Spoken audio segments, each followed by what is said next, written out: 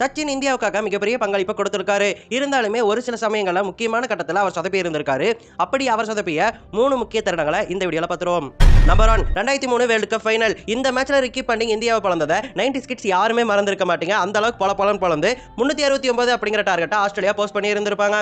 அந்த டோர்னமெண்ட் முழுக்க நல்லா ஆடின சச்சின் டெண்டுல்கர் இந்த மேட்ச்ல ஒரு அரகுர ஷாட் ஆடி கொடை கிளப்பி அவுட் ஆகி வெளியே போயிருப்பாரு. வெறும் 4 ரன் மட்டும் தான் அடிச்சிருந்திருப்பாரு.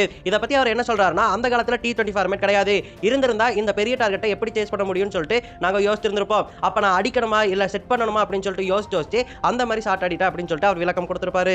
Number 2, 1996 world cup semifinal. இந்த காலகட்டம் தான் சச்சின் டெண்டுல்கர் அவுட் ஆனாலே டிவி ஆஃப் பண்ணக்கூடிய காலகட்டமா இருந்துச்சு. இந்த ஒரு மேட்ச்ல சச்சின் டெண்டுல்கர் மட்டும் தான் நல்லா ஆடி இருந்தாரு. அவரை தவிர வேற யாருமே ஆடல. அவர் 65 ரன் இருந்தப்போ அவருடைய கால்ல ஒரு பால் படும் துருத்துருன்னு இருந்ததால டக்குனு கிரீஸை விட்டு வெளியே போயிருப்பாரு. அப்ப அதை பயன்படுத்திக்கிட்டு அவர் ஸ்டெம்பிட் பண்ணிடுவாங்க.